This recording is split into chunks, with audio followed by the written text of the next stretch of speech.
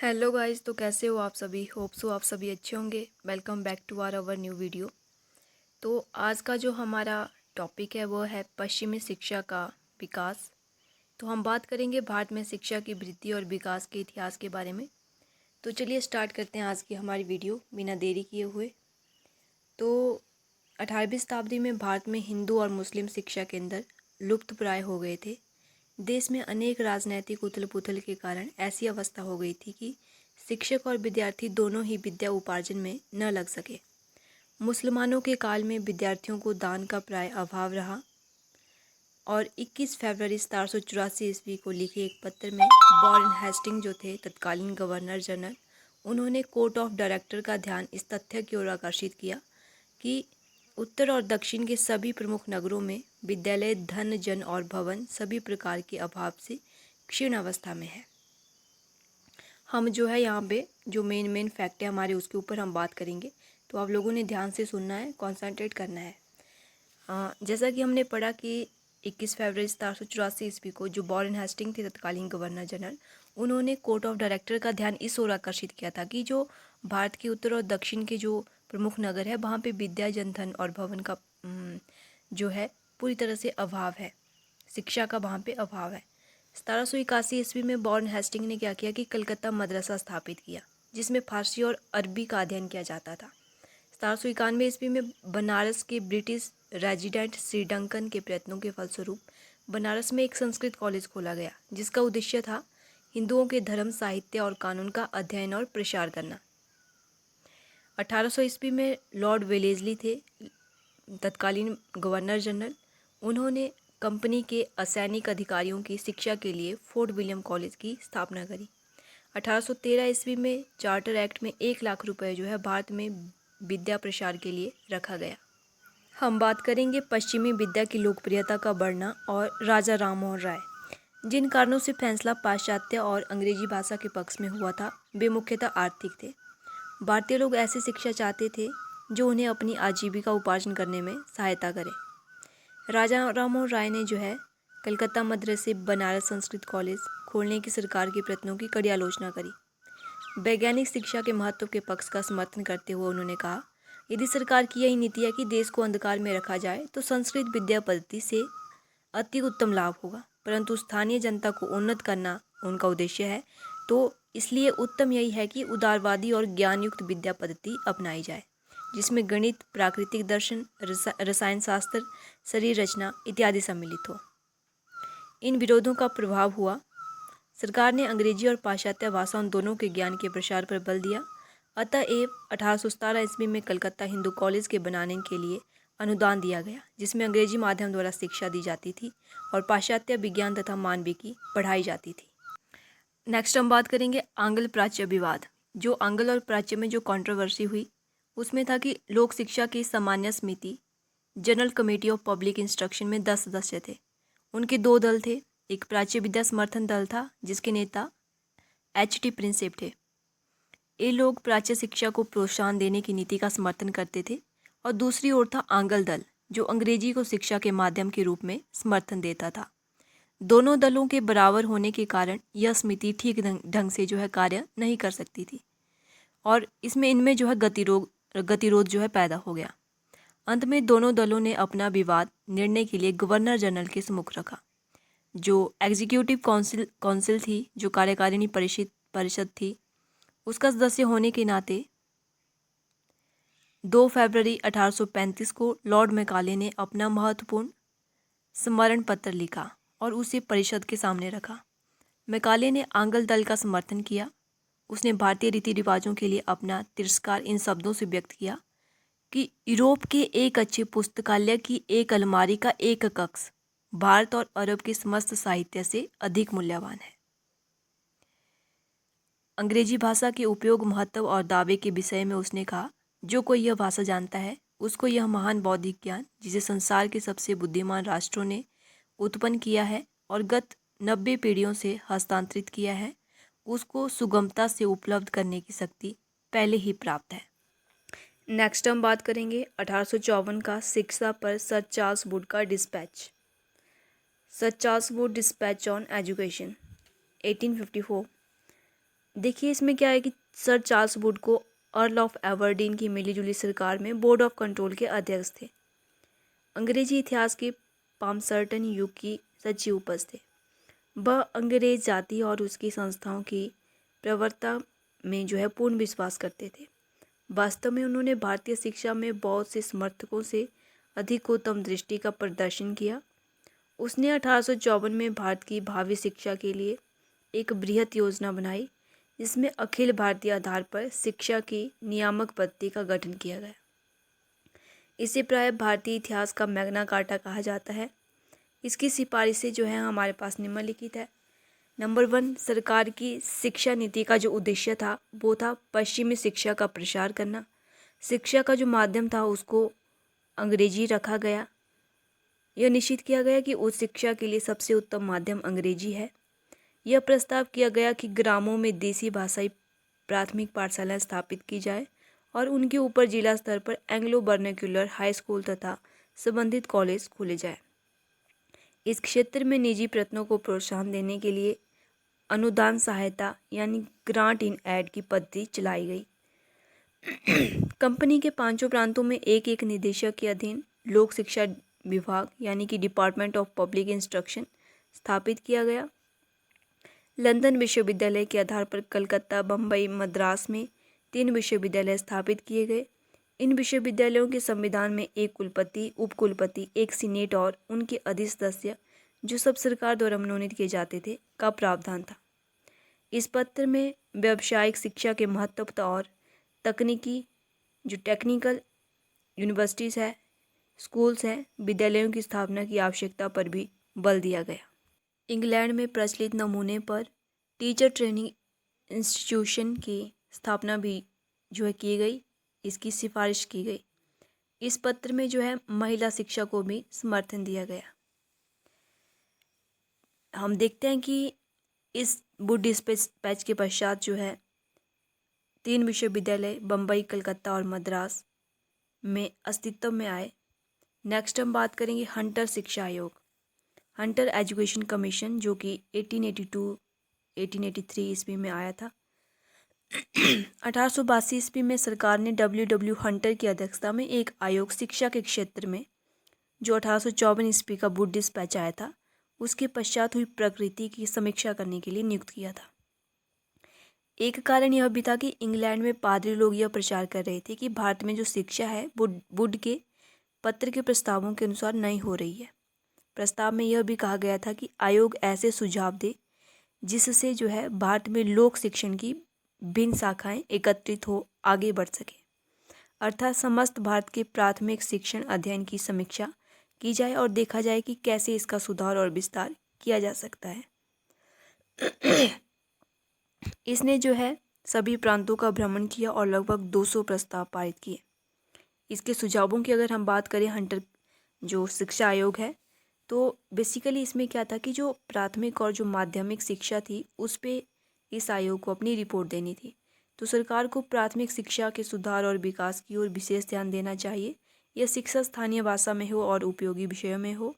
इन प्राथमिक पाठशालाओं का नियंत्रण जो संस्थापित जिला और नगर बोर्ड हैं उनको दे दिया जाए। शिक्षा के लिए वे उपकर भी लगा सकते हैं। माध्यमिक शिक्षा के 2 खंड हो। इस आयोग ने रिपोर्ट करी कि माध्यमिक शिक्षा के 2 खंड हो।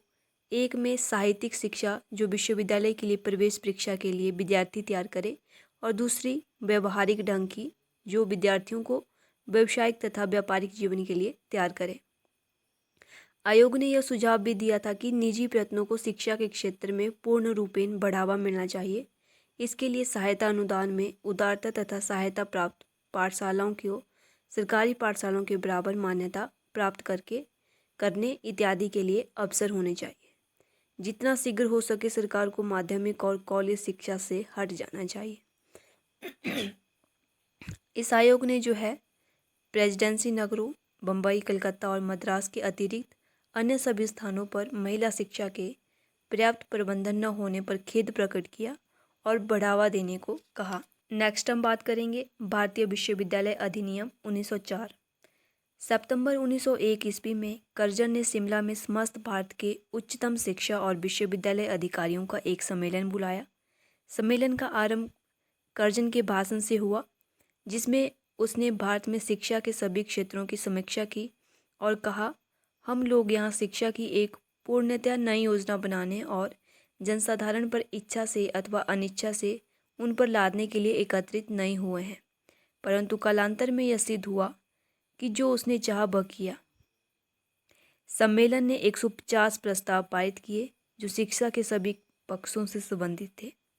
तदंतर एक आयोग जो है सर टॉमस रैले की अध्यक्षता में नियुक्त किया गया, जिसका उद्देश्य विश्वविद्यालयों की स्थिति का अनुमान लगाना था और उनके संविधान तथा कार्यक्षमता के विषय में सुझाव देना था। प्राथमिक और माध्यमिक शिक्षा इसकी परिधि से दूर थी। फलस्वरूप 1904 में भारतीय विश्वविद्यालय अधिनियम पारित किया गया। मुख्य परिवर्तन जो थे इसमें वो निम्नलिखित थे।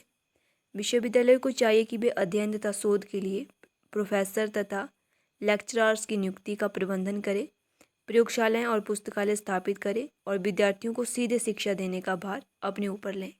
नंबर 2, विश्वविद्यालय के उप सदस्यों की संख्या 50 से न्यून अथवा 100 से अधिक नहीं होनी चाहिए और ये उप सदस्य आजीवन न रहकर केवल 6 वर्ष तक के लिए होने चाहिए। नेक्स्ट है, उप सदस्य जो है मुख्य रूप से सरकार द्वारा मनोनीत होने चाहिए। चुने हुए सदस्यों की संख्या कलकत्ता, मुंबई और मद्रास विश्वविद्यालयों में अधिक से अधिक 20 और शेष में 15 होनी चाहिए। नेक्स्ट है, विश्वविद्यालयों पर सरकार का नियंत्रण बढ़ा दिया गया और सरकार को सीनेट द्वारा पारित प्रस्तावों पर बिट्टो दिया गया। सरकार सीनेट द्वारा बनाए नियमों में जो है परिवर्धन तथा संशोधन कर सकती थी और यदि चाहे तो नए नियम भी बना सकती थी। नेक्स्ट है, इस अधिनियम द्वारा नॉन गवर्नमेंट कॉलेजों पर सरकार का नियंत्रण अधिक कड़क बना दिया गया, अर्थात संबंधित बनाने की शर्तें अधिक कड़ी हो गई और सिंडिकेट को कॉलेज का समय समय पर निरीक्षण करने का भार सौंपा गया।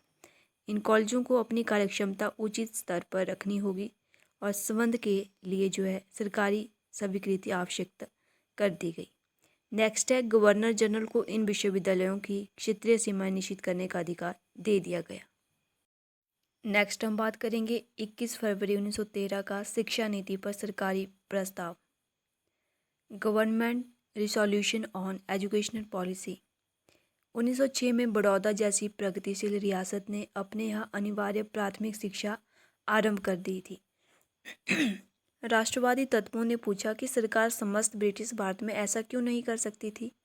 1910 से 1913 तक विधान परिषद में गोपाल कृष्ण गोखले ने इस उद्देश्य की पूर्ति के लिए बहुत से प्रयत्न किए। 21 फरवरी 1913 के प्रस्ताव से सरकार ने अनिवार्य शिक्षा के सिद्धांत को तो स्वीकार नहीं किया, अपितु निरक्षरता समाप्त करने की नीति को अवश्य स्वीकार किया। उसने प्रांतीय सरकारों को प्रेरणा दी कि वह समाज के निर्धन तथा अधिक पिछड़े हुए वर्ग को निःशुल्क प्राथमिक शिक्षा देने का प्रबंध करे। इस क्षेत्र में अशासकीय प्रयत्नों को भी समर्थन दिया गया। माध्यमिक शिक्षा के लिए पाठशालाओं को भी अधिक उत्तम बनाने का सुझाव दिया गया। विश्वविद्यालय के संबंध में यह सुझाव स्वीकार किया गया कि प्रत्येक प्रांत में एक विश्वविद्यालय अवश्य होना चाहिए और विश्वविद्यालयों को शिक्षण कार्य अधिकाधिक करने चाहिए। नेक्स्ट जो आयोग है हमारे पास वो है सैडलर विश्वविद्यालय आयोग 1917 से 1919। 1917 में सरकार ने कलकत्ता विश्वविद्यालय की संभावनाओं के अध्ययन तथा रिपोर्ट के लिए एक आयोग नियुक्त किया। Doctor M.E. सैडलर जो लीड्स विश्वविद्यालय के उप कुलपति थे, इसके अध्यक्ष नियुक्त किए गए। इस आयोग के सदस्य 2 भारतीय डॉक्टर सर आशुतोष मुखर्जी और डॉक्टर जियाउद्दीन अहमद भी थे। इस आयोग को कलकत्ता विश्वविद्यालय के प्राथमिक से विश्वविद्यालय स्तर तक की शिक्षा पर अपनी रिपोर्ट देने को कहा गया था। इस आयोग का यह विचार था कि यदि विश्वविद्यालय की शिक्षा का सुधार करना है तो माध्यमिक शिक्षा का सुधार आवश्यक है। उन्होंने 1904 के अधिनियम की कड़ी निंदा की और यह भी बताया कि कॉलेज तथा विश्वविद्यालय शिक्षा का ठीक समन्वय नहीं हो सका है और यद्यपि यह रिपोर्ट केवल कलकत्ता विश्वविद्यालय के विषय में थी, परंतु यह अन्य भारतीय विश्वविद्यालयों के विषय में भी सत्य थी। अगर हम इसकी सिफारिशों की बात करें तो नंबर 1, स्कूल की शिक्षा 12 वर्ष की होनी चाहिए और विद्यार्थियों को हाई स्कूल के पश्चात नहीं अपितु उत्तर माध्यमिक परीक्षा इंटरमीडिएट इंटरमीडिएट जो एग्जामिनेशन है उसके पश्चात विश्वविद्यालय में भर्ती होना चाहिए। इसके लिए सरकार को उत्तर माध्यमिक प्रकार के महाविद्यालय बनाने थे। ये महाविद्यालय चाहे तो स्वतंत्र संस्था के रूप में रहे अथवा हाई स्कूल से संबंधित रहे। इसके लिए प्रशासन तथा नियंत्रण के लिए एक माध्यमिक तथा उत्तर माध्यमिक शिक्षा बोर्ड के गठन का सुझाव दिया गया। नेक्स्ट है उत्तर माध्यमिक शिक्षा के चरण के पश्चात बैचलर की उपाधि के लिए शिक्षा 3 वर्ष की होनी चाहिए। नेक्स्ट है विश्वविद्यालय के नियमों के बनाने में कठोरता नहीं होनी चाहिए। नेक्स्ट है पुराने संबंधित विश्वविद्यालयों जिनमें कॉलेज दूर दूर बिखरे होते थे के स्थान पर केंद्रीय एकांकी आवासीय अध्यापन और स्वायत्ततापूर्ण संस्थाएं बननी चाहिए। कलकत्ता विश्वविद्यालय पर भार कम करने के लिए ढाका में एकाकी तथा अध्यापन विश्वविद्यालय स्थापित किया जाए तथा इसी प्रकार प्रयत्नीय होना चाहिए कि अन्य विश्वविद्यालय के केंद्र बन सके। नेक्स्ट है महिला शिक्षा के लिए सुविधाओं का प्रसार होना चाहिए और कलकत्ता विश्वविद्यालय में महिलाओं की शिक्षा के लिए एक विशेष बोर्ड बनाना चाहिए। नेक्स्ट है अध्यापकों के प्रशिक्षण के लिए जो है प्रचुर सुविधाएं होनी चाहिए और इसके लिए ढाका और कलकत्ता विश्वविद्यालयों में शिक्षा विभाग स्थापित किए जाने चाहिए। नेक्स्ट है विश्वविद्यालय को यह भी कहा गया कि वह व्यवहारिक विज्ञान तथा प्रौद्योगिकी में पाठ्यक्रमों का प्रबंधन करे और उनके लिए अध्ययन तथा अभ्यास प्राप्त करने का प्रबंध करके डिप्लोमा अथवा डिग्री की उपाधि प्राप्त करने का प्रबंधन करे। नेक्स्ट हम बात करेंगे हारटोग समिति। हारटोग जो कमेटी है, शिक्षित लोगों की संख्या बढ़ने से अनिवार्य रूप से ही शिक्षा स्तर में कमी आई, शैक्षणिक पद्धति के प्रति असंतोष बढ़ा। 1929 में भारतीय परिनियत जो आयोग था ने सर फिलिप हारटोग की अध्यक्षता में एक सहायक समिति जो है नियुक्त की जिसे शिक्षा के विकास पर रिपोर्ट देने को कहा गया। इस समिति की जो सिफारिशें थी वो निम्नलिखित थी। नंबर 1, इसने प्राथमिक शिक्षा के राष्ट्रीय महत्व पर बल दिया परंतु शीघ्र प्रसार अथवा अनिवार्यता की निंदा की। सुधार और एकीकरण की नीति की सिफारिश की। नंबर 2, माध्यमिक शिक्षा के विषय में कहा गया कि इसमें मैट्रिक परीक्षा पर ही बल है। बहुत से अनुचित विद्यार्थी इसको विश्वविद्यालय शिक्षा का मार्ग समझते हैं। इसने सिफारिश की कि ग्रामीण स्तर प्रवृत्ति के विद्यार्थियों को वर्नाक्युलर मिडिल स्कूल स्तर पर ही रोका जाए और कॉलेज प्रवेशों पर रोक लगाई जाए। उन्हें व्यावसायिक तथा औद्योगिक शिक्षा दी जाए। नंबर 3, विश्वविद्यालय शिक्षा की दुर्बलताओं की ओर ध्यान आकर्षित किया गया और विवेकहीन जो प्रवेशों की आलोचना की गई जिससे स्तर गिरते हैं। यह सुझाव दिया गया कि विश्वविद्यालय शिक्षा को सुधारने का पूर्ण प्रयत्न किया जाए और विश्वविद्यालय अपने कर्तव्य तक ही अपने आप को सीमित रखे और जो विद्यार्थी उच्च शिक्षा प्राप्त करने के योग्य हैं उन्हें अच्छी और उच्च शिक्षा दी जाए। नेक्स्ट हम बात करेंगे मूल शिक्षा की वर्धा योजना। भारत सरकार अधिनियम 1935 के अनुसार प्रांतों को प्रांतीय स्वायत्तता दे दी गई और लोकप्रिय मंत्रिमंडल 1937 से कार्य करने लगे। 1937 में महात्मा गांधी ने अपने पत्र द हरिजन में लेखों की एक श्रृंखला प्रकाशित की और यह शिक्षा योजना का प्रस्ताव किया जिसे मौलिक अथवा आधार शिक्षण यानी कि बेसिक एजुकेशन तथा वर्धा योजना की संज्ञा दी गई। नेक्स्ट हम बात करेंगे शिक्षा की सार्जेंट योजना, सार्जेंट प्लान ऑफ एजुकेशन। 1944 में केंद्रीय शिक्षा मंत्रणा मंडल central advisory board of education ने एक राष्ट्रीय शिक्षा आयोग तैयार की जिसे प्राय सार्जेंट योजना कहा जाता है। सर जॉन सार्जेंट भारत सरकार के शिक्षा मंत्रणादाता थे। इस योजना के अनुसार देश में प्रारंभिक विद्यालय, उच्च माध्यमिक विद्यालय जिसमें कनिष्ठ और उच्च आधार विद्यालय स्थापित करने थे और 6 से 11 वर्ष के बच्चों के लिए व्यापक निःशुल्क और अनिवार्य शिक्षा दिए जाने की योजना थी। इसके अतिरिक्त 11 से 17 वर्ष के लिए 6 वर्ष की और शिक्षा की व्यवस्था थी। ये उच्च विद्यालय 2 प्रकार के होने थे। नंबर 1 एकेडमिक और नंबर 2 व्यावसायिक शिक्षा के लिए, प्राविधिक और व्यावसायिक शिक्षा के लिए। इस योजना के अंतर्गत उत्तर माध्यमिक यानी कि इंटरमीडिएट श्रेणी समाप्त कर देनी थी। इस योजना में 40 वर्ष में देश में शिक्षा के पुनर्निर्माण का कार्य पूरा होना था। तदंतर खेर समिति, जो खेर कमेटी थी, ने इस अवधि को घटाकर 16 वर्ष कर दिया। नेक्स्ट हम बात करेंगे राधाकृष्णन आयोग। नवंबर 1948 में सरकार ने डॉक्टर राधाकृष्णन की अध्यक्षता में एक आयोग नियुक्त किया, जिसे विश्वविद्यालय शिक्षा पर अपनी रिपोर्ट देनी थी और उसके सुधार के लिए अपनी सिफारिशें देनी थी। अगस्त 1949 में दी गई इस रिपोर्ट की मुख्य सिफारिशें इस प्रकार थी। नंबर 1, विश्वविद्यालय पूर्व 12 वर्ष का अध्ययन। नंबर 2, विश्वविद्यालयों में परीक्षा दिनों के अतिरिक्त कम से कम 180 दिन पढ़ाई होनी चाहिए, जो 11-11 सप्ताहों के 3 सत्रों में बंटी होनी चाहिए। नंबर 3, उच्च शिक्षा के 3 मुख्य उद्देश्य होने चाहिए। नंबर 1, सामान्य शिक्षा, जनरल एजुकेशन, संस्कारी शिक्षण और व्यावसायिक शिक्षा। इसमें पहली शिक्षा पर अधिक बल दिया जाना चाहिए, क्योंकि अब तक इसके महत्व को समझा नहीं गया था। इसी प्रकार कृषि, वाणिज्य, विद्या, तकनीकी, विधि और आयुर्ज्ञान पर अधिक बल देना चाहिए। वर्तमान अभियांत्रिकी और तकनीकी संस्थाओं को राष्ट्रीय संपत्ति मानना चाहिए और उनके सुधार के लिए प्रयत्न करना चाहिए। नंबर 4, प्रशासनिक सेवाओं यानी कि एडमिनिस्ट्रेटिव सर्विस के लिए विश्वविद्यालय की स्नातक की उपाधि आवश्यक नहीं होनी चाहिए। नंबर 5, चूंकि स्नातकीय उपाधि के लिए 3 वर्ष लगते हैं, अतः यह वांछनीय नहीं है कि सभी वर्षों के कार्य की हम एक परीक्षा से ही विवेचना करें। यथासंभव भिन्न भिन्न विषयों की भिन्न भिन्न स्तरों पर परीक्षा हो। नंबर 6, सभी विश्वविद्यालयों के स्तर एक समान किए जाए और ऊंचे उठाए जाए। शिक्षा को समवर्ती सूची, कॉन्करेंट लिस्ट में सम्मिलित किया जाए। नंबर 7, विश्वविद्यालयों के अध्यापकों के वेतनों में वृद्धि की जाए। नंबर 8, एक विश्वविद्यालय अनुदान आयोग बनाया जाए, जो देश में विश्वविद्यालय शिक्षा की देखरेख करे। तो गाइस, ये थी आज की हमारी वीडियो, जिसमें हमने भारत में शिक्षा के विकास और वृद्धि के बारे में पढ़ा। आशा करती हूँ आप लोगों को वीडियो अच्छी लगी होगी। प्लीज़ वीडियो को लाइक कीजिए, कमेंट कीजिए आपको वीडियो कैसी लगी। चैनल को सब्सक्राइब कीजिए, ताकि जो भी आगे की वीडियो मैं डालूँ उसकी नोटिफिकेशन आप तक पहुँचे। तो थैंक यू सो मच।